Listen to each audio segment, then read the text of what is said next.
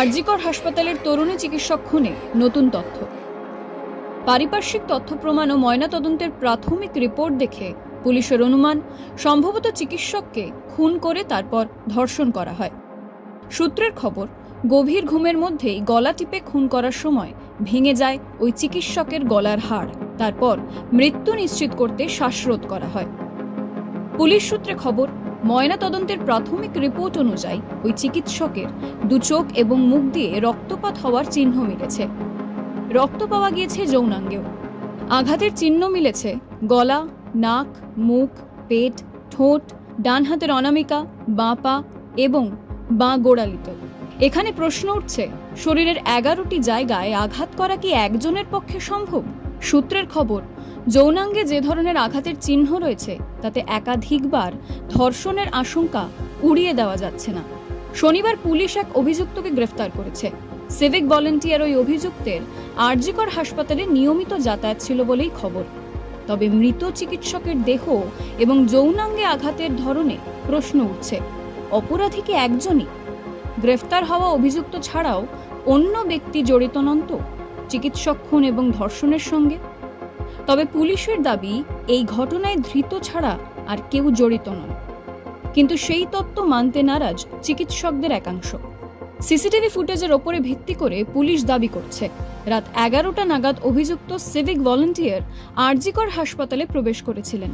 তার বেশ কিছুক্ষণ বাদে বেরিয়েও যান। অন্যদিকে রাত 11টায় ওই চিকিৎসক তার মায়ের সঙ্গে ফোনে কথা বলেন। রাত 12টা থেকে 12:30 নাগাদ হবু স্বামীর সঙ্গেও ফোনে কথা হয় তার। তারপর তার 3 সতীর্থ তাকে ডেকে নেন। অনলাইনে খাবার অর্ডার দেওয়া হয়। প্যারিস অলিম্পিক্সে নীরজের থ্রো দেখতে দেখতে খাওয়া দাওয়া সারেন সবাই। রাত 3টে নাগাদ সেমিনার হলে লাল কম্বল গায়ে দিয়ে শুয়ে পড়েন তরুণী। বাকি যে যার মতো কাজে চলে যান।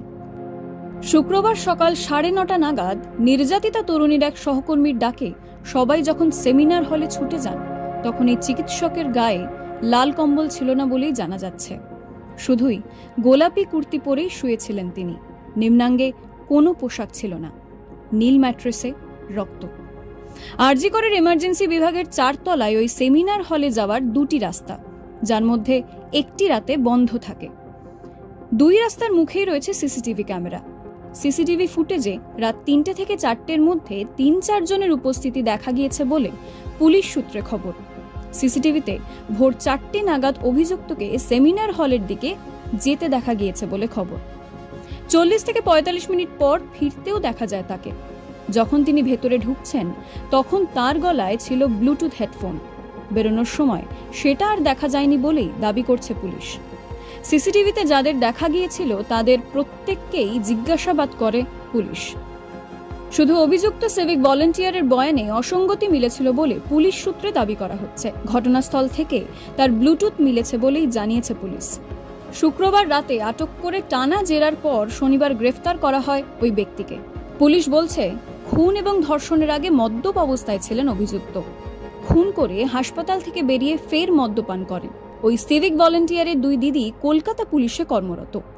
নিজের এলাকাতে নাকি পুলিশ লেখা টি শার্ট পরে দাপিয়ে বেড়াতেন ধৃত। নিজেকে পুলিশ বলে পরিচয়ও দিতেন।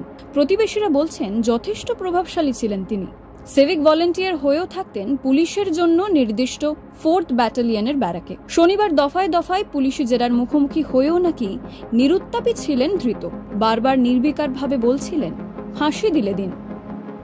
শনিবার তাকে শিয়ালদহ আদালতে তোলা হলে 14 দিনের পুলিশি হেফাজতের নির্দেশ দেন বিচারক। পুলিশ বলছে, ধৃতই একমাত্র অপরাধী।